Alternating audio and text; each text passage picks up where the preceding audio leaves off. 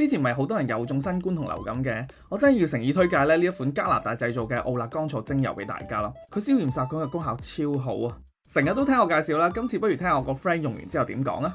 哇！真係好想同你分享，真係好勁喎！呢一個奧勒岡草精華，即係輔精。我咧琴日咪喺你度攞完啦，跟住我嗰晚咧就忍唔住即刻試咗啦。即係我去完教會翻到屋企大概10點鐘嘅。咁咧我見網上教路即係資訊欄嗰度講話可以整爛個膠囊，然後將啲精油含喺個脷底，然後就吞落去咁樣嘅。咁當然係有啲刺激感嘅，係啦，但係都叫做可以接受嘅咁樣啦。咁我就等佢經過個喉嚨咁樣吞落去啦。咁吞完，我覺得咁樣會比較直接殺到嗰啲喉嚨菌咯。係因為一直以嚟比較困擾我咧，就係除咗痰之外咧，其實仲有個好困擾我嘅就係我喺教會要唱詩歌㗎嘛，或者要上台負責帶詩歌咁樣啦。自從我病咗之後咧，其實咧就有一啲 key 咧係唔知點解唱極都唱唔到，即係以前唱到嘅，但係自從病完之後咧，就去到某個 key 咧，即係高少少嗰啲 key 咧，就變咗係沙聲就咁樣啦，就變咗。但係以前明明係同一首歌嚟㗎嘛，跟住之後咧，咁我就覺得會唔會用即係含喺脷底吞咧會即係好啲咁樣。咁好啦，嗰晚咧其實我已經試咗，咁我就即刻唱翻本身我唱唔到嘅嗰個 key 啦，就真係唱得翻喎咁樣。咁我就諗會唔會因為即時嘅效果咧咁樣？琴日一粒，跟住今日第二粒啦，跟住之後再繼續唱翻嗰個本身唱唔到個 key 咧，都唱得到，即係好似恢復翻我冇病之前嘅狀態咯。同埋今日都冇再咳個痰咯。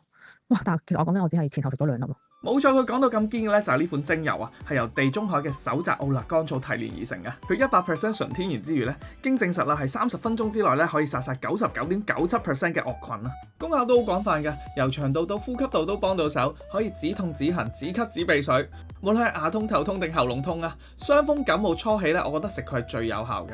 過去呢半年啦，佢都救咗我好多次噶啦。每次我有咩頭暈身㷫啦，開始作感冒啦，我就即刻拋翻粒，食咗飲翻多啲水再休息啦，真係好快好。